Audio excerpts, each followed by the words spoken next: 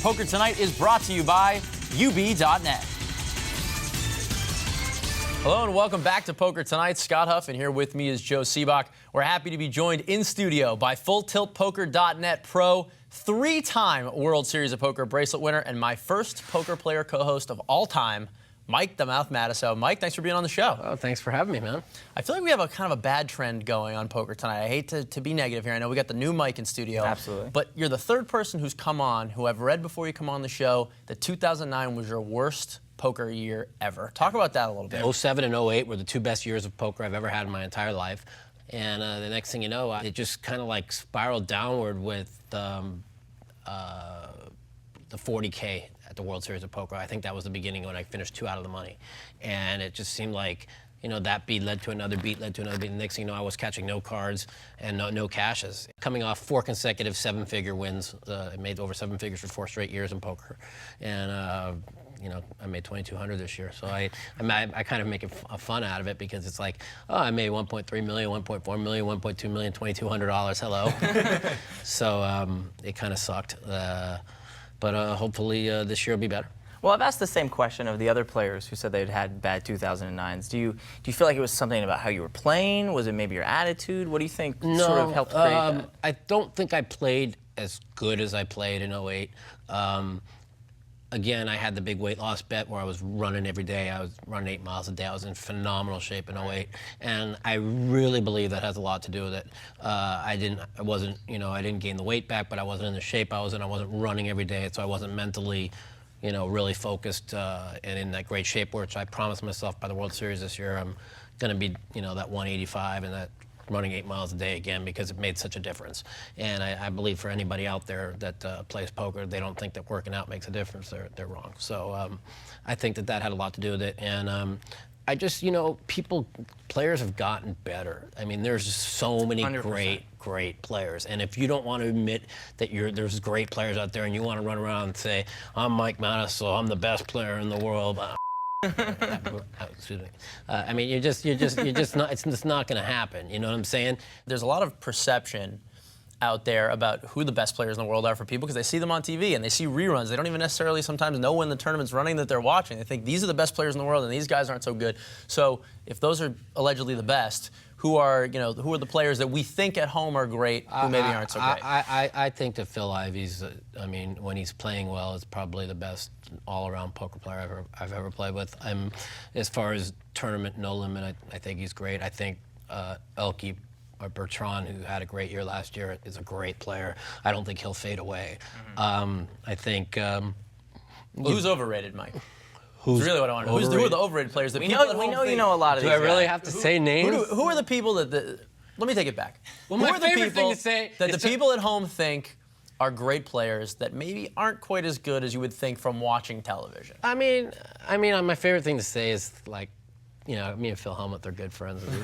My favorite thing to say to him is, Phil, the last time you won a $10,000 buy-in tournament was 1989, and they used to only have one a year. Now they have like 30 a year, and you still ain't won any.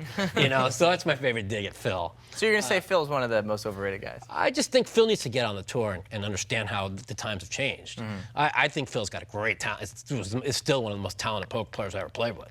You know, but you can't just use that talent and try and use the old method of playing poker in this new day and age of poker. You have to get out on the tour. You have to see the adjustments you have to make, and you have to make those adjustments. And if Phil did that, Phil will be a force again. But if he doesn't do that, and if he keeps walking around saying, I'm Phil Hellmuth, I'm with 11-time World Series of Poker bracelet, I'm the greatest in the world, then he's not, and just walk around with his head where it's not supposed to be, he won't win. And that's the thing. And as a friend of his, I tell him this. You know, if Phil gets out on the tour, and they're playing the deep stack tournaments, and starts playing and motivates himself to play, and starts to see, instead of like trying to be the poker brat and throw a fit and throw cards and just start seeing how everybody's playing, right, Phil will be fine. Well, obviously, Mike, you've been around a while. You know, you just finished up your book. Yeah. You want to tell us a little bit about that? Yeah, my book, Check Raising the Devil.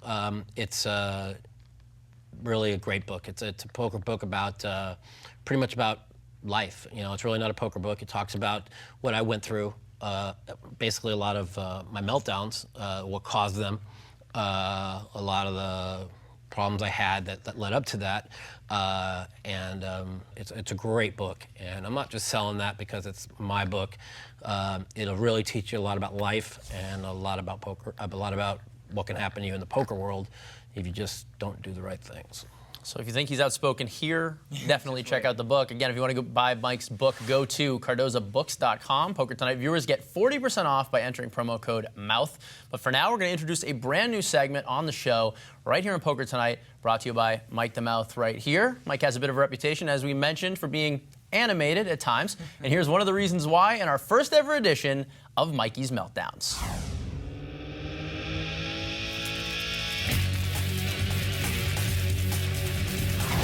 Our meltdown this week comes courtesy of Mr. Phil Hellmuth Jr. and the stupid 7-deuce rule from High Stakes Poker.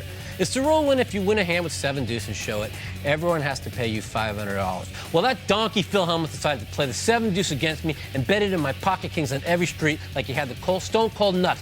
The reason why he did it is because he knew I only had one damn bullet. What do you got there, Mikey? But I'm afraid whatever he bets, Mike's going to call him. About 65,000. 40,000. Wow. Oh. Mike's got a call. Just call. I know Phil never makes a big bet on the river unless he has it. That's the thing. This sucks.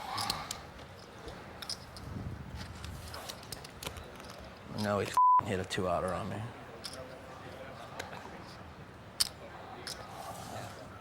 There you go, Phil. Oh. Turns the kings over, throws them away, and here it comes. Oh my!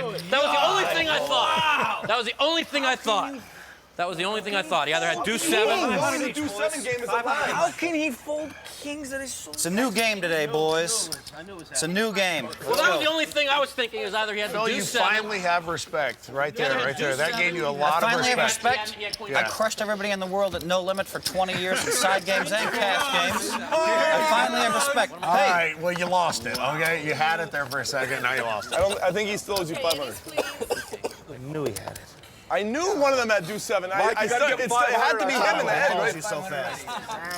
Mike, you're gonna look like a genius. Don't worry. Mike, 500. Best thing about that hand is how you turned it face up. That was the best. You ain't giving you 500. Take my money and shut up. Sucker. No! He ain't getting it. You owe 500. I like that deuce 7 game. He had queens full of the deuce 7. You didn't have aces. Or aces. You didn't have aces. When I called 17,000, you did not have aces. Now you're perfect. Best player in the world. So you did some quick calculations and figured that it's much more likely he has queens full than deuce 7 and folded the 2 kings face up, right? That's I mean, all I did is crush everybody in tournaments and side games. Oh, you're the worst. You're an idiot. You're going broke. Just shut up, man. I love my life. Thank you, God. I mean, here's a guy. Here's a guy. Here's a guy About that. respect, Phil. You can't keep I mean- saying how good you are. I That's mean, not you getting think respect. I don't know That- what's going through where my was it? mind? I know he's got deuce 7 or queens full. It's 50-50.